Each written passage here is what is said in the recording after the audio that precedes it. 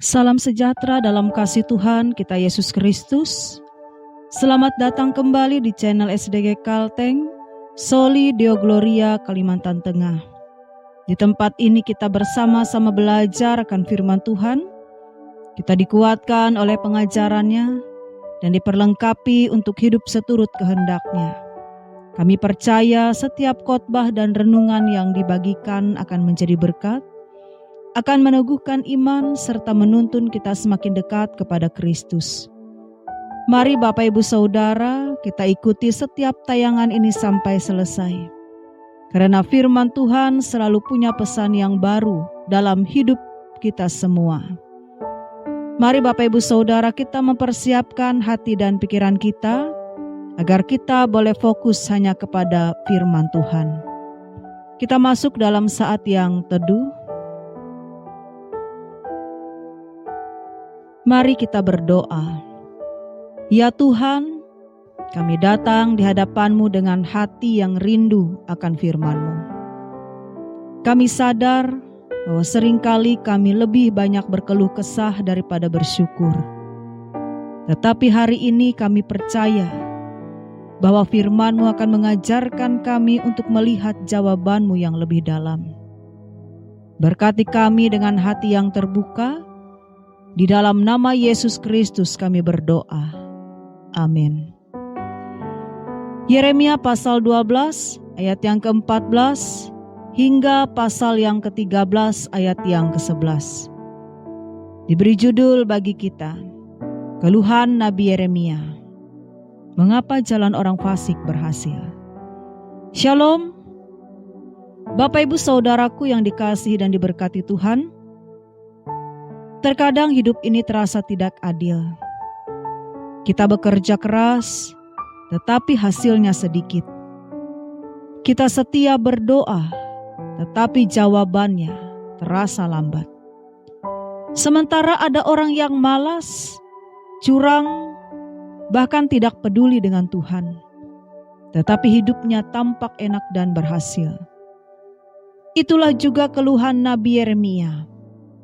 Ia bertanya kepada Tuhan, mengapa jalan orang fasik berhasil? Tetapi jawaban Allah justru mengejutkan. Allah tidak sekedar menghibur, melainkan menegur, mengingatkan, bahkan memperingatkan bangsanya. Melewati bagian yang pertama kita melihat di dalam Yeremia pasal 12 ayat yang pertama hingga ayat yang ke-6. Keluhan Nabi Yeremia. Di sini Yeremia mengeluhkan ketidakadilan. Ia merasa letih karena ia setia tetapi menderita. Sementara orang jahat hidupnya tentram. Melewati pemazmur, di dalam Mazmur pasal 73 pun mengalami hal serupa. Aku cemburu kepada orang sombong, kalau aku melihat kemujuran orang fasik. Tetapi ketika ia masuk ke hadirat Tuhan, barulah ia mengerti kesudahan mereka.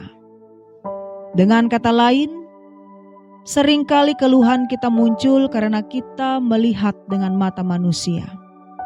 Tetapi Allah melihat lebih jauh, sampai pada kesudahan hidup setiap orang.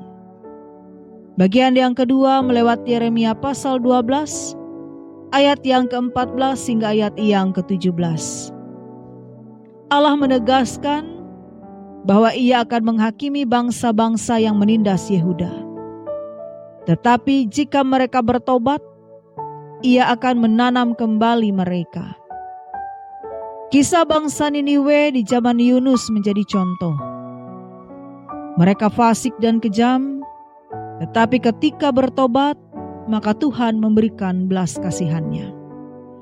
Artinya bahwa Allah selalu adil. Ia menghukum dosa, tetapi kasih-Nya senantiasa memberikan kesempatan kepada kita untuk kembali. Bagian yang ketiga melewati Yeremia pasal 13, ayat yang pertama hingga ayat yang ke-11. Ikat pinggang lenan yang busuk. Yeremia diperintahkan untuk menyembunyikan ikat pinggang lenan. Ketika diambil kembali, ikat pinggang itu rusak, busuk, tidak berguna. Pesannya jelas bahwa umat Allah dipanggil melekat erat kepada Tuhan.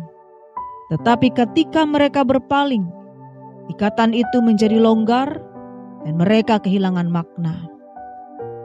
Simson adalah contoh hidup. Selama ia melekat pada panggilan Allah, ia kuat. Tetapi ketika ia longgar, jatuh ke dalam rayuan Delila, kuasanya menjadi hilang dan ia menjadi tawanan. Namun ketika ia kembali berseru, maka Tuhan memulihkannya. Jadi Bapak Ibu Saudaraku, persoalan terbesar bukanlah hidup orang lain, melainkan apakah kita sendiri masih melekat pada Tuhan ataukah tidak. Bagian yang keempat, menjadi revelansi dalam kehidupan sehari-hari. Saudaraku, untuk lebih jelas mari kita lihat kehidupan kita sehari-hari. Yang pertama, charger ponsel. Selama kabel charger terhubung erat, maka arus listrik mengalir. Baterai terisi dan ponsel berfungsi. Tetapi kalau longgar, ponsel itu mati dan tidak berguna. Begitulah iman kita. Tanpa hubungan erat dengan Tuhan, kita kehilangan daya rohani. Yang kedua, kain putih yang dibiarkan di tempat lembab. Jika kita menyimpan kain bersih di tempat lembab tanpa dijaga, maka lama-lama kain itu akan berjamur, kemudian berbau dan busuk. Sama seperti ikat pinggang Yeremia. Hidup kita bisa busuk bila kita membiarkan dosa menguasai, meskipun awalnya kita bersih. Yang ketiga, petani di ladang. Seorang petani tidak bisa hanya menanam lalu meninggalkan ladangnya. Ia harus terus merawat, membersihkan gulma, dan memastikan tanah tetap subur. Kalau ia lengah, maka gulma akan mengambil alih dan hasil panen akan gagal. Demikian juga dengan iman. Kalau kita tidak merawatnya dengan doa, dengan firman, dan dengan ibadah, maka iman kita akan mati, bahkan menjadi busuk. Semua ilustrasi ini menegaskan hal yang sama. Hanya dengan terus melekat kepada Tuhan, maka hidup kita akan tetap berguna, akan tetap memberi daya, dan juga akan berbuah. Bagian yang kelima, melewati janji pemulihan. Berita firman tidak berhenti hanya pada hukuman. Allah berkata bahwa bangsa yang mau belajar jalannya akan ditanam kembali. Selalu ada jalan pulang bagi yang mau bertobat. Lihatlah kembali akan kisah anak yang hilang di dalam Lukas pasal 15. Ia sudah jauh hidupnya busuk oleh dosa, tetapi ketika kembali sang bapa menyambutnya dengan pelukan kasih. Itulah janji pemulihan bagi kita semua. Meski kita sering longgar, Tuhan selalu membuka jalan untuk kita pulang. Di dalam Yeremia pasal 13 ayat yang ke-11 bagian B. Aku telah membuat seluruh kaum Israel dan seluruh kaum Yehuda melekat kepadaku, supaya mereka menjadi umatku dan namaku, kemuliaanku dan kehormatanku, tetapi mereka tidak mau mendengar. Bapak Ibu Saudara-saudari yang dikasihi Tuhan, firman Tuhan hari ini sudah berbicara dengan jelas kepada kita. Yeremia mengeluh dan Allah menjawab. Allah tidak hanya menegur, tetapi juga membuka pintu pemulihan. Pesannya juga berlaku bagi kita.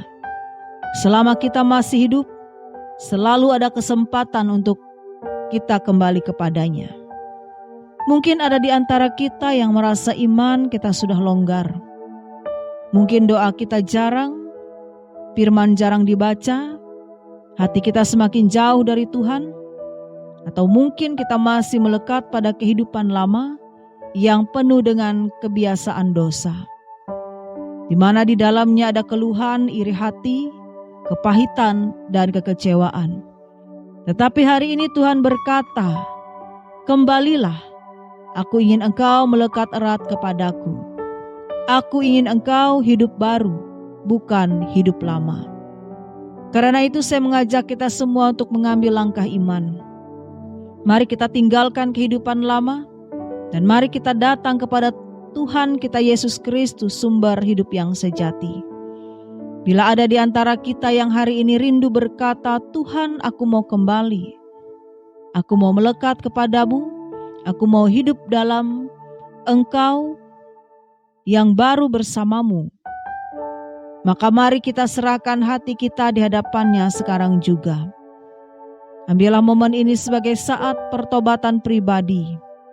Mari kita tundukkan kepala, membuka hati dan katakan di dalam doa, "Ya Tuhan, aku sadar bahwa aku telah jauh darimu.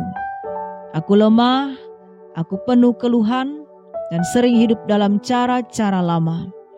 Tetapi hari ini aku datang kembali. Ampunilah aku Tuhan, pulihkanlah aku, dan tolong aku untuk hidup melekat kepadamu. Aku mau hidup yang baru bersamamu selamanya. Amin." Saudaraku, bila doa itu menjadi doa kita, maka percayalah bahwa Allah setia. Ia mendengar, Ia menerima, dan Ia sedang menanam kita kembali dalam kasih-Nya. Hari ini hati kita telah dipulihkan, bukan dengan hati yang sama, tetapi dengan hati yang diperbarui siap untuk hidup dalam kesetiaan. Melekat erat kepada Tuhan sejak hari ini sampai berakhirnya. Amin. Mari kembali kita bersatu di dalam doa.